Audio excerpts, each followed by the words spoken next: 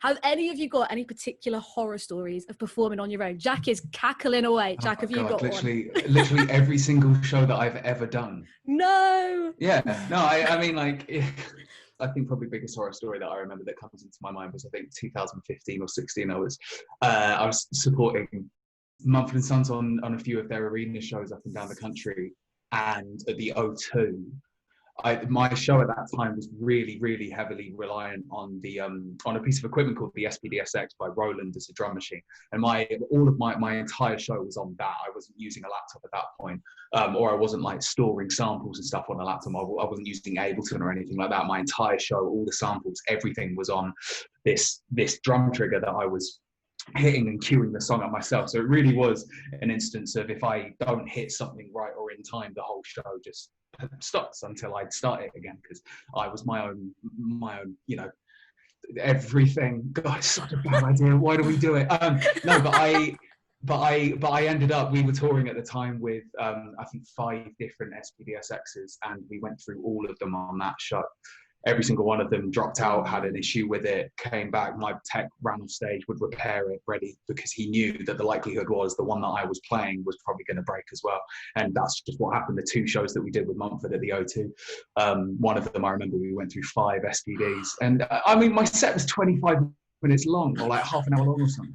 But that's I mean, like, as far as nightmares go, it's been different arrays and different levels, different versions of pretty much that show throughout my entire career. But I've chosen to do it. This is true. It's your own sword that you've fallen on. A horror story that sits in my mind was actually my first ever gig when I was 18. I turned up. This is a good lesson that I learned as well. I went to the venue, I turned up, I had my USBs ready, and the decks that I had at the venue, they didn't have USB ports. Oh, no. So I couldn't have used them. So I got up there and I was like, right, okay, what am I going to do? But you have to adapt. You have to think around the box. And luckily, did you sing the set? Like, what do you do? I know, right? Everyone would have left if I did that. So no, I didn't, thank goodness. But luckily I had a cousin down the road who had a box which I connect my laptop to. He came in 20 minutes. I was calling everyone. I gathered my troops together and they helped me get through it.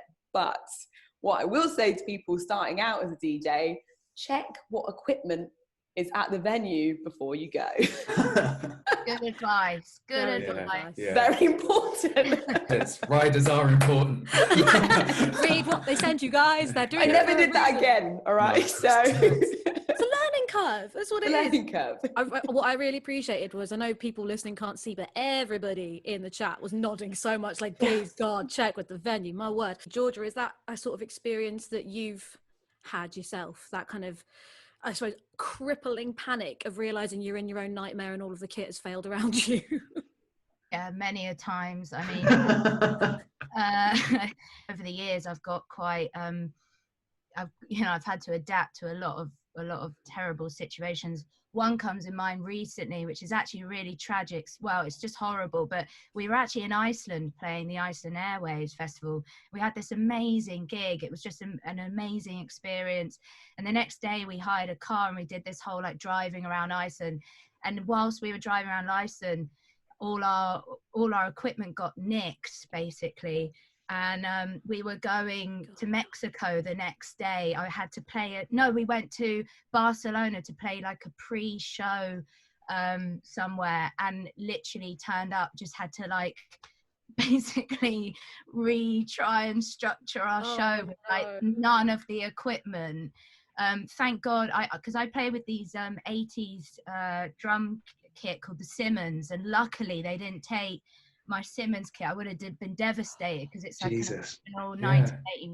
Everything else, like all the SPDs, all my, like all the leads, because we had like specific leads going from one to the other, like everything, my mixer, my in-ears, everything was just gone. I'm having a panic attack. I'm having a panic attack right now. I know. It was honestly one of the most dreadful things. It's never really happened to me on all my years of playing in different various setups. I've never had equipment stolen from me, but it was just like yeah, you just have to adapt, I suppose. And as Jack says, you know, you rely on these things, but also they're just tools. You know, they are tools for what you want to say. So you know, you just have to very quickly adapt and accept. Okay, maybe the show isn't going to be exactly to the standard that I had in mind, but if I can perform a few songs to people, then that's good enough. You know.